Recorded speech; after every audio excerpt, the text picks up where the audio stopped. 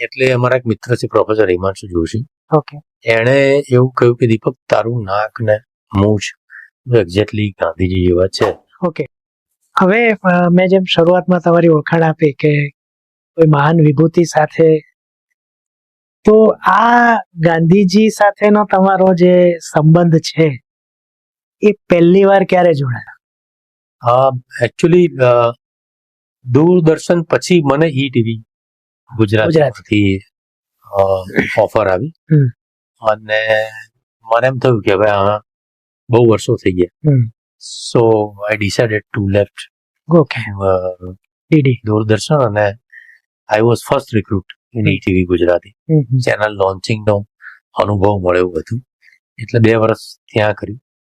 એ વખતે પણ લોકોએ એવું કહ્યું કે આ મૂર્ખામી કરે છે, સરકારી નોકરી ન છોડાય. આઈપીસીએલ છોડ્યું ત્યારે એમ જ કહેતા એ આઈપીસીએલ પણ હું I go on my vibes કે મને લાગે કે આ કરવા જેવું છે તો કરી નાખું, બહુ કોઈને પૂછું નહીં.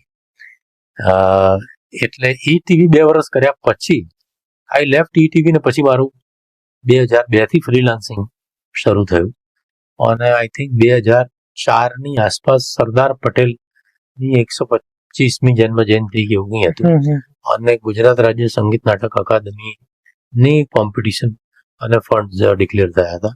એટલે એ વખતે મેં અને વિજય ઠક્કરે મળીને સરદાર પટેલ પર નાટક લખ્યું અને મુક્ત થિયેટરના બેનર હેઠળ આમાં ભજ્યું. પ્રોફેસર સોમેશ્વર ગોયલ એના ડિરેક્ટર હતા. એ વખતે આમ તો આઈ વોઝ ટેકનિકલ ડિરેક્ટર, એમાં પ્રોજેક્શન ને લાઇટિંગ ને સેટિંગ્સ ને એ બધું અને 1-2 નાના રોલ એમાં હું કરવાનો હતો. અને ગાંધીજી એક બીજા સિનિયર એક્ટર કરતા હતા, પણ બધાને મજા નહોતી આવી રહી. એવું લાગતું કે આ થોડું કોમેડી જેવું લાગે છે અને જામતા નથી. એટલે અમારા એક મિત્ર છે પ્રોફેસર હિમાંશુ જોશી, એણે એવું કહ્યું કે દીપક, તારું નાક ને મૂછ એક્ઝેક્ટલી ગાંધીજી જેવા છે. ઓકે, ત્યારે કેશ હતા, એકદમ ભરાવદાર વાળ.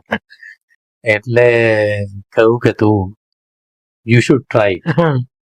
હું ફાઇન, અને I was a very good mimicry artist એટલે છું, તો જસ્ટ આઈ મિમિક.